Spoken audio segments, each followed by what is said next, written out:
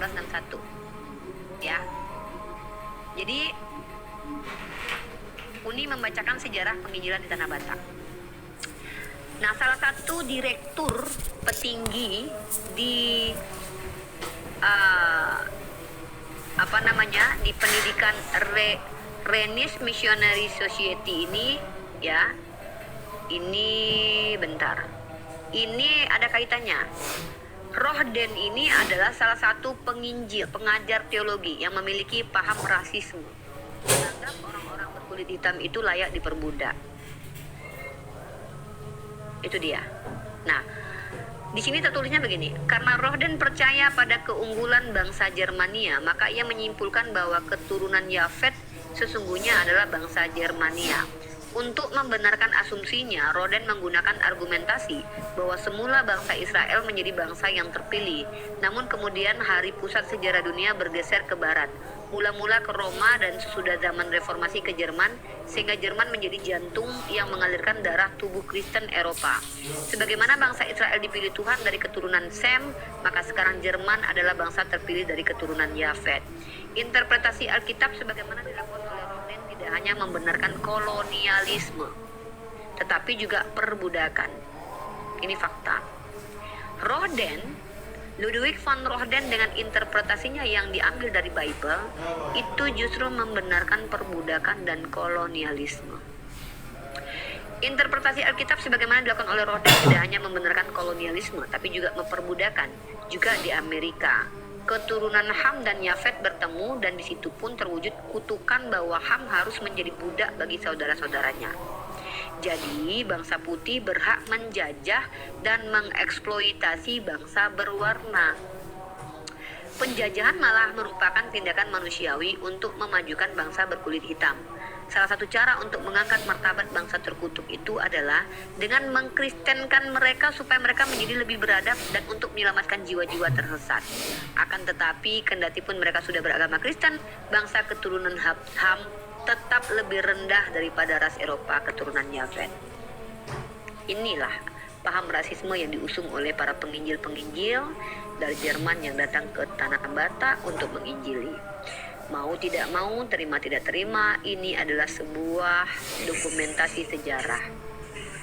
Wallahu a'lam bishawab. Si Putri ini kalau nggak salah Yesus only ya, Bu Nirza? Oneness, Sabellianisme. Ya, Oneness ya. Dia percaya bahwa Bapa itu adalah Yesus, Yesus adalah Bapa. Iya, kayak di si Tasa itu kan? Mikana. Dia Samuel Sihaan, Bililin, Mikana, dan Pastor Joshua Theo. Dan aliran Sabellianisme ini adalah aliran yang dibidatkan oleh kalangan Tritunggal. Enak kalau kita kalau kita tahu sejarah itu, kita enak banget, ya. Nih ya, saya tunjukkan ya, Sabellianisme atau menurut orang-orang paham mainstream Tritunggal, ya, Kristen yang merupakan bentuk modalistik yang lebih berkembang dan kurang naif monarki dikemukakan oleh Sabellius tahun 220 Masehi. Yang mungkin adalah seorang penatua di Roma. Sedikit yang diketahui tentang kehidupannya karena informasi paling rinci tentangnya dimuat dalam laporan-laporan yang bias dari rekan sejamannya Hippolytus, seorang teolog Romawi yang anti monarki. Di Roma ada pertikaian aktif antara kaum monarki atau modalisme, dan mereka menegaskan perbedaan permanen atau pribadi dalam keilahian. Para penganut monarki dalam perhatian mereka terhadap monarki ilahi menyangkal bahwa perbedaan-perbedaan tersebut bersifat mutlak atau permanen. Sabellius jadi ada perbedaan ya, monarki dan modalisme itu beda teman-teman. Sabellius jelas mengajarkan bahwa keilahian adalah sebuah monad yang mengekspresikan dirinya dalam 3 operasi. Artinya Sabellius ini menganut Tuhan dalam 3 model. Model Bapa, model Anak, dan model Roh Kudus. Benar kan? Putri, bukan begitu model sih sebenarnya, bukan model Bunda. Dia tuh Tuhan Yesus itu adalah karya kasihnya bagi manusia. Jadi bukan model Tuhan sebagai Bapa, sebagai anak.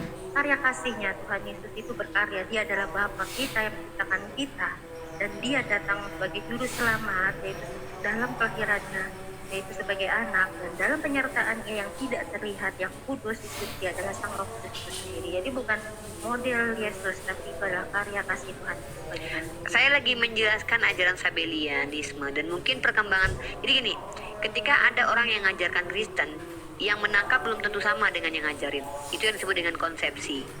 Konsepnya dibawa sama Sabellianisme, konsepsinya dari Putri sendiri. Jadi pemahaman Putri sendiri itu belum tentu sama dengan si pengajar utama. Sebagaimana Tritunggal dibawa oleh Tertullianus yang tidak juga bisa dipastikan sama dengan pemikiran orang-orang yang sekarang berkembang. Betul. Itulah kenapa banyak sekali denominasi di Kristenan tentang siapa Yesus. Oke, lanjut ya. Para penganut monarki dalam perhatian mereka terhadap monarki ilahi, kesatuan dan ketidakpisahan Tuhan yang absolut menyangkal bahwa perbedaan-perbedaan tersebut bersifat mutlak dan permanen. Sabellius jelas mengajarkan bahwa keilahian adalah sebuah monad. Ini tadi ya. Bidat itu pecah lagi 30 tahun kemudian di Libya, ya, dan ditentang oleh Dionysius dari Alexandria pada abad keempat. Arius menuduh uskupnya menganut paham Sabellianisme, dan sepanjang sejarah kontroversi Arian, tuduhan ini ditujukan kepada para pendukung ortodoksi Nikea. Jadi teman-teman, pada tahun abad-abad kedua Masehi itu tentang Yesus ini memang terjadi perpecahan banyak. Ada yang memahami Yesus setara Bapa, ada yang memahami bahwa Yesus adalah Bapa itu sendiri, ada yang memahami bahwa Yesus itu hierarki di bawah Bapa. Itu ajaran Arius. Dan ajaran ini muncul di abad-abad mula-mula, teman-teman. Makanya ada ajaran Ebionit, ajaran Basilides, ya. Dan orang Tritunggal menganggap mereka ini bidat, sementara mereka yang menganggap orang Tritunggal itu bidat. Mereka saling membidatkan dan bahkan sampai terjadi penghilangan nyawa secara sejarah. Beneran Putri tahu itu? Nah, jadi inilah kenapa kita umat Islam ini, teman-teman, ya, sebenarnya tidak perlu berdebat keras tentang keyakinan mereka, karena di antara mereka sendiri sampai detik ini belum ada titik temu secara final tentang bagaimana kedudukan Yesus sesungguhnya. Teman-teman kalau lihat kemarin ada debat antara Agatha dan Mikana, bagaimana Mikana menunjukkan dengan dalil-dalil bahwa Yesus adalah Bapa, sementara sebaliknya Agatha menunjukkan dalil-dalil bahwa Bapa itu bukan Yesus. Jadi mereka sesama mereka saja tuh harus menyelesaikan dulu. Apakah konsili-konsili yang sudah terjadi menyelesaikan permasalahan? Tidak. Justru semakin ada konsili semakin banyak masalah. Contoh, ketika ada konsili Nikea 325 merumuskan tentang homoousios itu, setelah itu muncul lagi aliran Nestorius. Makanya muncul kemudian konsili Konstantinopel, konsili Efesus, sampai secara konsili tentang ketuhanan ini sampai 20 kali konsili, ya. Makanya ada konsili Vatikan ke-20 begitu. Apakah dengan ada konsili final kemudian menurut Tritunggal final, ajaran Tritunggal yang dianut oleh Elia, Kiamat, Verbum Veritatis, teman-teman harus tahu orang-orangnya ya. Orang-orang penganut Tritunggal mainstream ini diantaranya adalah Elia Myron. Kalau Agatha ini mereka, jadi ada perbedaan juga di pemahaman Tritunggal. Ya, Tritunggal ini ada Tritunggal Timur, Tritunggal Barat. Timur dan Barat. Ya. Nah, bahkan kemarin itu salah satu salah satu praktisi agama Kristen bernama Albert Numampak itu mengkritisi pemahaman Elia Myron terkait Tritunggal. Karena Albert Numampak menilai Elia Myron Tritunggalnya arahnya ke timur, ya, mengikuti Pak Bambang Nursena. Tetapi Albert Numampak membenarkan Tritunggal versi Barat. Jadi teman-teman harus belajar ini, skema teologi ini, supaya apa? Ketika kita diskusi dengan teman-teman Kristen, ya kita tahu lawan debat kita ini pemahamannya, skema teologinya seperti apa. Makanya ada skema teologi dan skema kristologi, teman-teman. Dan nanti insya Allah saya akan jadikan sebuah karya ilmiah juga nih. Skema teologi itu kita bicara tentang theos, teman-teman, bukan tentang Kristus. Ini perbedaan ya. Tolong teman-teman bedakan. Kalau Kristus itu kita bicara tentang Yesus. Tapi ada aliran agama yang menyatakan bahwa Kristus ini adalah theos. Siapa? Inilah orang-orangnya, yaitu ajaran dari Putri sendiri. Nah, jadi interpretasi terkait kitab suci mereka itu mereka cuantahkan menjadi sebuah konsep yang pada akhirnya mereka jadikan sebuah ajaran. Makanya pada akhirnya nanti muncul 60 ribuan denominasi di seluruh dunia. Sebenarnya sama-sama Kristen, tapi perbedaannya sangat mencolok dan mendalam. Contoh, aliran Marcionisme, salah satu tokohnya adalah Kak Boruni, percaya bahwa YHWH itu adalah iblis dan Tuhan yang sesungguhnya adalah Yesus. Nah, ini adalah mainstream dari ajaran Sabellius yang dianut oleh saudari Putri. Kalau teman-teman Islam sudah paham hal ini, akan enak kita diskusi. Kita bisa membaca skema teologinya. Nah, tapi kalau Putri sendiri memang dia mengakui ya, kalau Putri ini adalah pengikut ajaran Sabellius, memang mengakui Nah, dan saya nggak membenarkan. mengakui pengajaran dari mana-mana Bunda, karena bagi saya pengajaran saya itu adalah Tuhan Yesus itu sendiri yang ada di Alkitab. Oh, berarti Jujur saya nggak menginterpretasi mengerti- sendiri saya ya? nggak mengerti tentang doktrin-doktrin, tentang doktrin ini dan itu dari mana, tapi saya belajar dan memang Tuhan Yesus itu sendiri yang mengajarkan saya dalam Alkitab. Jadi saya tidak ada pemahaman ini, pemahaman itu. Jadi ya kalau soalnya misalnya dimasukin kamu pemahaman ini, saya nggak mau mengikuti pemahaman manusia karena pemahaman yang saya dapati, yang saya Sendiri berarti? yang saya dapat ya pemahaman saya sendiri yang Tuhan Yesus bimbing ke saya itu ya dari Tuhan Yesus itu sendiri Bunda. Ya, Jadi ini konsekuensi ya, Dek. Mm-mm. Ya. Jadi konsekuensinya begini, setiap umat Kristen kalau punya prinsip seperti Putri, yaitu percaya dengan ajarannya sendiri, yang percaya bahwa dia dibimbing Roh Kudus. Nah, jadi agak sulit kita berdiskusi untuk mendudukkan mana yang ajaran yang benar. Kenapa? Karena setiap umat Kristen punya interpretasi sendiri dan mereka mengklaim dari Roh Kudus gitu. Sama seperti Samuel Sihaan, dia dipercaya dibimbing Roh Kudus. Mikana juga seperti itu. Karena Mikana juga bilang bahwa pemahaman dia itu didapatkan dari Yesus langsung. Begitu juga dengan paham-paham Tritunggal lainnya. Nah, inilah yang saya katakan bahwa enak umat Islam itu nggak perlu berdebat kusir dengan orang Kristen kalau kita mengerti bahwa konsepsi-konsepsi tentang Tuhan itu saudari-saudari kita dari Kristen itu terkadang adalah orang-orang yang menggunakan interpretasi sendiri tentang agama. Benar ya Putri ya? Interpretasi sendiri atas klaim dari ajaran Yesus langsung gitu. Iya, maksudnya kan banyak kadang orang belajar akhirnya mengikuti pengajaran oh seperti ini akhirnya mereka mengikuti apa yang diajarkan orang. Tapi kalau saya mendengar saya Pahami sendiri. Saya pahami sendiri misalnya Tuhan mengerti, Tuhan kasih pengertian seperti ini. Jadi ibaratnya paham dari Tuhan seperti ini dan Tuhan mengajarkan itu adalah satu-satunya Tuhan dan juru selamat. Yesaya dan Yesaya 9:45 bahwa aku yang datang kau akan menyebut aku sebagai bangsa yang kekal Allah yang kuasa. Jadi ibaratnya tidak ada ibaratnya wakil-wakil atau utusan atau firmannya atau apa karena aku sendiri yang akan datang dan aku sendiri yang akan datang. Itu yang mengertikan. Mau ajaran apapun itu ada kelemahannya, tapi dalam ajaran Tuhan itu tidak pernah diputus. Ya nggak apa-apa, itu adalah klaim pribadi. Kalau klaim pribadi itu tidak masalah. Kalau Uni itu tidak masalah dengan klaim pribadi. Hanya saja kalau masuk dalam ruang dialektika, Uni berusaha seakademis mungkin. Maksudnya seakademis mungkin itu apa? Kita menghindarkan asumsi pribadi. Kita lebih memfokuskan kepada pernyataan-pernyataan orang yang memang berilmu. Karena kalau dalam kaidah ilmiah itu adalah sesuatu yang diikat dengan landasan keilmuan. Contoh, kebenaran itu kan ada 9 teori kebenaran nih, Putri. Salah satunya adalah kebenaran performa, artinya kebenaran yang disandarkan kepada orang-orang berilmu. Jadi kalau seandainya dokter bilang bahwa penyakit itu diobati dengan ini, itu dia bisa dibenarkan karena dia adalah orang kredibel. Nah, tentang agama juga begitu kami umat Islam. Kami umat Islam ini menyandarkan kepada pengajaran para alim ulama. Karena tentu mereka yang lebih paham bahasa aslinya, konteks ayat dan segala macam. Karena mereka orang belajar. Jadi kami tidak boleh menafsir kitab suci kami sendirian, itu tidak boleh. Karena setiap kita itu punya kognitif yang berbeda-beda. Nanti kalau orang yang otaknya agak jomplang sedikit ya kan menggunakan seperti ini nih ya, seperti Ludwig van Roheden, bahkan dia adalah seorang penginjil Jerman ya. Dia mengatakan bahwa Injil itu membenarkan penjajahan dan perbudakan. Makanya berbahaya pada akhirnya ketika asumsi tentang agama itu datang dari pribadi masing-masing, karena setiap orang itu kan tidak semua hatinya bersih. Ada orang yang hatinya kotor, bahwa dia membenarkan sukunya dan rasnya menurut mengutip kitab suci. Sama terjadi kepada orang Yahudi dan juga Ludwig van Roheden ini. Makanya kami tidak boleh menafsir kitab suci dengan akal kami sendiri, bahkan kami diancam neraka jahanam. Kenapa? Penafsiran itu harus disandarkan kepada para ahlinya. Kurang lebih seperti itu Adinda.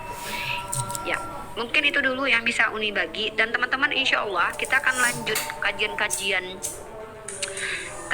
saya itu bersumber dalam beberapa literasi teman-teman ya. Ada buku yang saya beli yang harus saya selesaikan untuk sampaikan kepada teman-teman. Dan nanti insya Allah saya akan rangkumkan menjadi satu video singkat di TikTok. Saya masih memilih akun TikTok mana yang aman untuk membagikan informasi ini supaya teman-teman bisa mengakses. Di dalam video TikTok saya akan saya sebutkan nama bukunya dan literasinya dan juga halamannya supaya teman-teman bisa cross check. Jadi informasi yang saya sampaikan itu bukan hoax tetapi adalah ilmu atau informasi akademik. Dan insya Allah teman-teman, kita akan membahas tentang tokoh-tokoh tokoh-tokoh Islam dan tokoh-tokoh Kristen untuk teman-teman biar paham.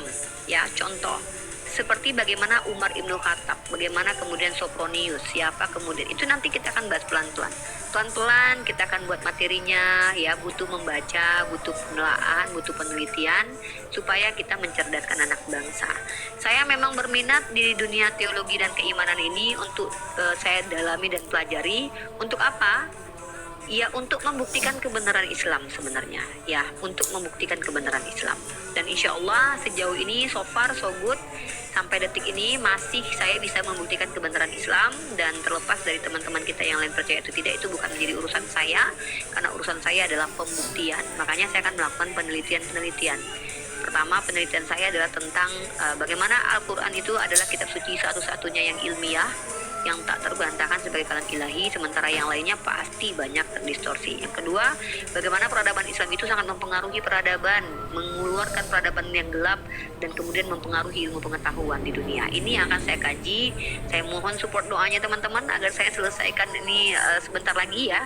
Sebentar lagi skripsi selesai, gelar saya dapatkan, saya lanjut sekolah untuk langsung meneliti, untuk langsung mendedikasikan diri saya meneliti. Insya Allah nanti sehingga saya mengabarkan informasi dari luar daerah sana, tidak ada lagi yang bisa membantah karena saya punya bukti otentiknya. Ini yang saya harapkan. Karena selama ini kalau kita debat kan mereka punya parameter sendiri. Oh nggak boleh pakai ini, nggak boleh pakai itu. Sekarang kalau seandainya saya sendiri yang meneliti, saya memoto sendiri dan saya menemukan sendiri fakta-fakta yang terjadi sepanjang kehidupan dunia ini, dan itu akan saya hadiahkan kepada Muhammadiyah untuk dijadikan ilmu pengetahuan untuk generasi kita nanti. Itu cita-cita saya teman-teman. Ya. Insya Allah. Mohon doa, sehatkan jasad saya ya Allah, sehatkan pemikiran saya Allah, sehingga saya di samping bersama orang-orang yang mensupport saya untuk membuktikan kemuliaan Islam, ya. Seperti para ulama kita terdahulu yang mereka mencari tahu hadis sendiri, berjalan sendiri, naik onta mereka, dan biarkan saya mati dalam keadaan menuntut ilmu dan membagikannya kepada teman-teman untuk membongkar apa yang selama ini ditutup-tutupi. Contoh, kalau saya tidak membuka buku ini, tentu saya tidak tahu bahwa para penginjil-penginjil dari Jerman itu memiliki paham rasisme. Selama ini kan yang dituduh adalah Islam ini ajaran teror, ajaran yang rasis, tapi justru sebaliknya, ya. Saya bisa menunjukkan bahwa justru Kristen disebarkan dengan paham rasisme. Salah satunya paham yang dibawa oleh Ludwig von Roheden, salah satu petinggi di instruktur di lembaga pendidikan Rhenish Missionary Society atau RMG. Ya, nah, ini kenyataan. Pahit memang, tapi ini harus dikupas tuntas terus. Supaya apa? Supaya kalian muslim dan muslimah ketika berdialog dengan kawan-kawan Kristen bisa membagikan informasi yang mencerahkan. Begitu. Ya Putri, ada pertanyaan sebelum Uni close? Sebenarnya gini ya, mungkin itu paham seseorang yang datang, tapi di dalam kenyataannya memang orang Kristen itu tidak pernah mengajarkan untuk saling menyakiti. Malah di situ kenyataan yang mana, pengajaran dengan mendidik. Ya, yang mana? Pengajaran yang mana? Karena Ya, Uni sudah baca. Pengajaran tentang kekristenan, iya, dan kekristenan. Iya, maksudnya Kristen yang mana, Dek? Hah? Kristen itu kan banyak. Kalau Van Roheden, Ludwig van Roheden ini seorang penginjil dari Jerman yang adalah inspektur dan instruktur di lembaga pendidikan. Artinya dia pengajar teologi. Kalau kamu lihat siapa si Ludwig ini, dia itu orang yang berpengaruh. Nah, dia bahkan mengajarkan bahwa orang Asia itu boleh diperbudak. Nah, kalau kamu tanya lagi Kristen yang mana? Katolik contoh. Katolik itu punya bula kepausan yang disebut dengan doktrin inter caetera. Di doktrin itu diajarkan bahwa negara yang dijajah oleh orang Kristen itu berhak dieksploitasi. Nah, kemudian paham yang mana? Kalau kamu bilang Yesus tidak pernah mengajarkan kebencian, justru saya ingin bertanya, dalil yang sangat eksplisit di kitab kamu. Barang siapa yang tidak membenci ibunya, bapaknya, keluarganya, tidak bisa menjadi pengikutku. Nah, kalau ternyata ayat itu dipahami tidak sesuai tekstual, maka tidak ada yang menjamin bahwa ajaran Kristen itu ajaran yang baik. Kenapa? Setiap orang bisa menginterpretasikan ayat itu. Nah, Putri tahu tidak sejarah kelam yang terjadi? 600 tahun inkuisisi oleh gereja Katolik. Tahu ayat yang dipakai? Iya. Kitab Lukas, di mana ayat itu berbunyi, rumah Bapakku harus penuh. Paksalah mereka untuk datang, rumah Bapakku harus penuh. Itu dipakai oleh siapa? Agustinus. Jadi kalau Putri mengatakan ajaran Kristen tidak mengajarkan kebencian secara fakta, justru sejarah menceritakan berbeda. 600 tahun inkuisisi, 600 tahun itu berapa generasi coba? Kalau satu orang umurnya 100 tahun, 6 generasi deh. Dan itu apakah bisa dibantah? Nggak bisa. Kenapa? Itu adalah sejarah. Nah, lalu mungkin Putri menjawab, kalau Protestan kan nggak gitu, ini itu kan Katolik. Siapa bilang? Putri tahu tidak inkuisisi yang dilakukan oleh gereja Protestan? Seperti yang dilakukan oleh pembunuhan keji yang dilakukan oleh John Calvin terhadap anak baptis. Itu sejarah, adindaku. Nah, lalu ketika Putri yang adalah orang Kristen yang hidup di Indonesia nyaman karena dimayoritasi oleh orang Islam, lalu mengatakan kami nggak ngajarin, ya gimana kalian mau menghancurkan kami umat Islam, kami mayoritas. Jadi ketika Putri bicara faktanya kami Kristen tidak diajarkan begitu, maaf, kolonialisme itu Kristen. Penjajahan itu Kristen. Bawa dogma nggak? Bawa. Apa dogmanya? Inter caetera. Bawa doktrin nggak? Doktrinnya inter caetera. Bawa ajaran nggak? Bawa. Golden Gospel dan Glory. Jadi kalau Putri sendiri mengatakan Kristen tidak mengajarkan begitu, ini agak lucu deh. Ini bertentangan dengan fakta sejarah. Iya, kan maksudnya itu pada tahapnya memang pemahaman seperti itu. Tapi saat gini ya, Tuhan itu tidak akan membiarkan pemahaman itu, memang tidak akan pernah membiarkan pemahaman itu berlaku. Tapi semakin hari semakin ini Tuhan mengajarkan orang-orang, para pemimpin untuk mengajarkan kasih di situ. Dan bukan hanya orang Kristen, di situ pun banyak penjajahan bukan beragama Kristen aja. Di situ banyak juga agama yang mana Islam, deh? Nah, Penjajahan Islam itu banyak. penjajahan yang mana?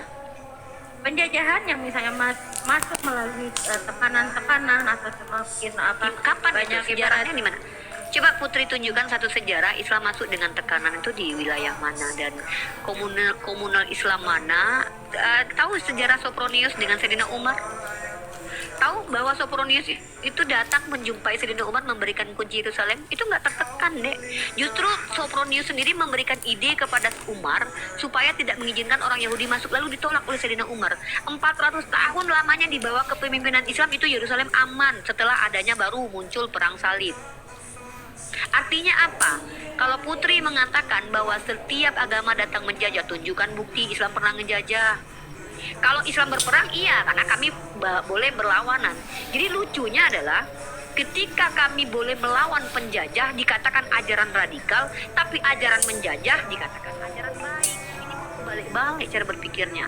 Dari tadi tuh Uni menjelaskan tentang penjajahan dan kolonialisme itu di bawah nih, ini bukunya penjajahan deh. itu datang bukan karena agama. Penjajahan itu karena apa? Siapa Karena bilang? kekuasaan. Tidak ada agama. Oke. Itu dengan membawa agama, Umi. Pakai data ya? Karena gini ya. Pakai Bunda. data. Penjajahan itu datang karena ingin penguasaan wilayah. Karena apa? Oke. Karena kesuburan di wilayah itu. Karena strategis wilayah itu. Pakai data Tapi deh, bukan karena pakai agama. buku, pakai data deh, pakai data. Iya. Datang itu Pakai bukan data. karena agama, Bunda. Enggak, Putri tahu ini dari Datang mana? itu karena apa? Karena misalnya wilayah itu mengandung sumber daya alam yang tinggi, makanya penjajah itu datang bukan karena agama tapi karena ingin Iya, dari menguasai mana wilayah Putri itu. tahu ini? Putri tahu ini Itu dari bukan mana? agama. Nah, agama Pernah itu meneliti? apa? Saat pendatang itu datang, mereka ingin apa? Ingin apa? Orang-orang di pribumi itu untuk mengenal Tuhan Yesus. Itu artinya apa? Bukan Enggak, yang karena Uni tanya penjajahan dia ini- datang karena menjajah, tapi karena apa? Iya. Ingin mengenalkan Tuhan Yesus bagi para pribumi. Penjajahan itu Iya, datang karena omongan Putri strategis. ini tuh dasarnya Daerah apa itu deh? strategis untuk dikuasai, untuk Iya, tahu dari kepentingan mana? negara, bukan karena untuk agama.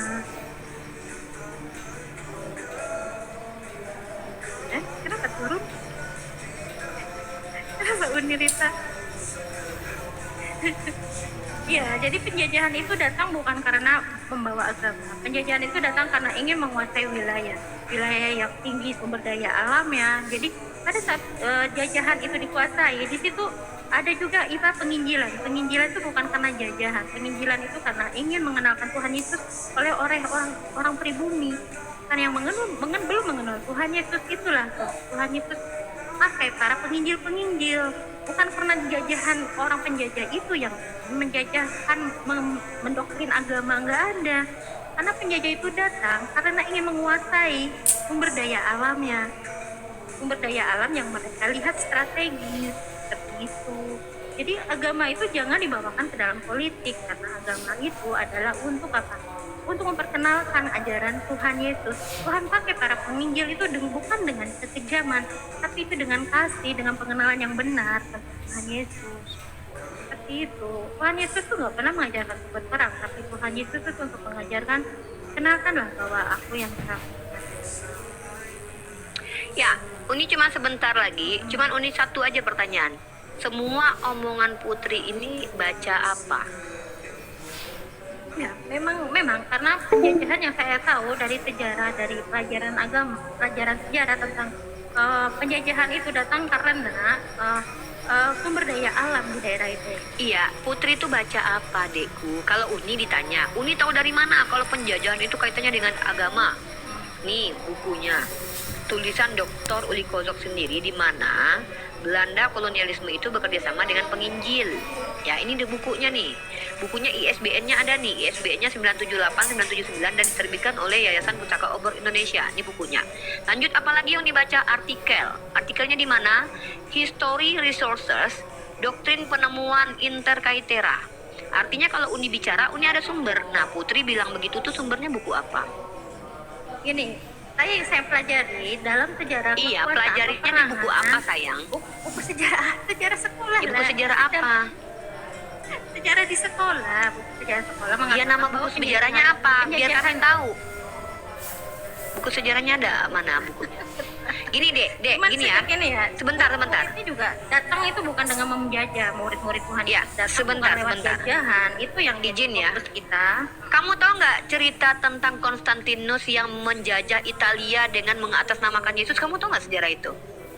Itu mengatasnamakan. Itu bukan murid Tuhan Yesus. Itu iya, tapi itu bukan murid Tuhan Yesus. Artinya gini, bukan itu poinnya. Jangan poinnya tuh bukan dia bukan murid Yesus, sayalah murid Yesus, bukan gitu. Memang poinnya adalah penjajahan itu menggunakan agama. Itu yang saya mau tunjukin. Datanya mana? Konstantinus ketika dia mengatakan menyerang Italia itu menggunakan bendera Yesus berwarna ungu, di mana di situ tertulis Ciro Kristus. Jadi kalau Putri bicara nggak pakai data, apa ilmu yang kami dapat? Jadi kalau Uni bicara tentang sejarah Konstantinus, Konstantin itu ketika menjajah Italia, dia mengatakan melihat tanda salib di atas langit. Maka dia menggunakan agama untuk menjajah. Dan itulah muncul pertama sekali Kristen di dunia sebagai agama, nggak bisa dipungkiri. Karena Konstantin yang memvalidasi agama sebagai sebuah yang dikoordinasi sama pemerintah. Satu itu. Yang kedua, munculnya perjanjian Tordesillas. Tahu nggak perjanjian Tordesillas? Ini kita bicara sejarah loh. Perjanjian Tordesillas itu siapa penggagasnya? Paus Alexander ke-8 yang juga mengeluarkan bula kepausan tentang doktrin intercaetera. Apa kata Paus itu? Bahwa wilayah dibagi barat dan timur untuk membawa misi golden, gospel, dan glory. Memang betul. Glory juga kejayaan, golden juga, gospel, 3G. Lalu ketika Putri bicara bahwa mereka menjajah bukan karena nama Tuhan, ini dapat informasi dari mana? Itu Bunda, bingung. Mereka adalah manusia, makanya Tuhan bilang jangan mengandalkan manusia. Jadi Tuhan mengajarkan kita mau percaya dengan si ini, si itu, dengan doktrin ini, dengan tapi itu bukan dasarnya. Tapi di situ mereka memakai atas namakan Tuhan. Makanya Tuhan di situ tidak ada namanya izin dari Tuhan. Karena apa? Tuhan tidak pernah mengajarkan untuk apa? Untuk peperangan. Malah Tuhan mengajarkan. Kok nggak ada? Ini Putri ini yakin pernah baca Bible? Tuhan Gimana? Putri sendiri pernah berperang nggak tahu? Astagfirullah. Tuhan itu Nih, tidak pernah mengajarkan peperangan.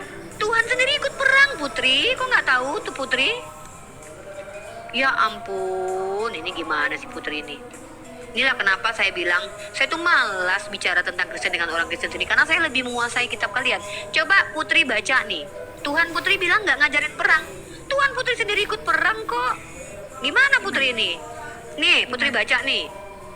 Tuhan akan berperang untuk kamu dan kamu akan diam saja. Bahkan Tuhan Putri sendiri ikut perang tuh. Kemudian Tuhan akan maju berperang melawan bangsa-bangsa itu seperti ia berperang pada hari pertempuran. Tuh Tuhan Putri ikut berperang, Deku.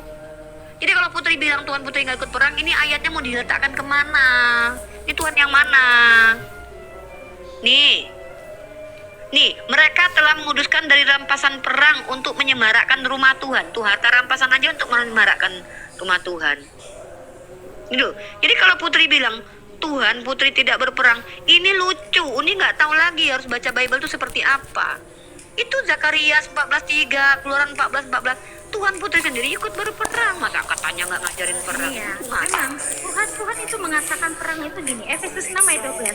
Karena perjuangan kita bukanlah melawan darah dan daging, tapi melawan pemerintahan-pemerintahan, melawan penguasa-penguasa, melawan penghulu dunia yang gelap. Berarti boleh perang melawan berarti. roh jahat.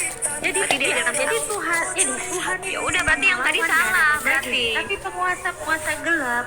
Jadi di situ Tuhan. Iya, intinya yang berarti mengutus Tuhannya para malaikat ngajarin perang. bukan melawan, Loh? bukan melawan daging dan bukan melawan daging, tapi peperangan kegelapan, melawan perang-perang melawan iblis. Putri sadar Iblis nggak itu- sih barusan ngomong apa? Yang mana? Yang mana? Bahwa Tuhan Putri tidak mengajarkan perang, tapi Putri justru menjelaskan barusan bahwa Putri diajarkan perang sama Iya, Tuhan. bukan perang melawan manusia, tapi penguasa-penguasa kegelapan. Penguasa Yaitu para kegelapan itu iblis. siapa? Iblis. Perang Ya, gimana iblis. melawan iblis? Gimana cara perang lawan iblis?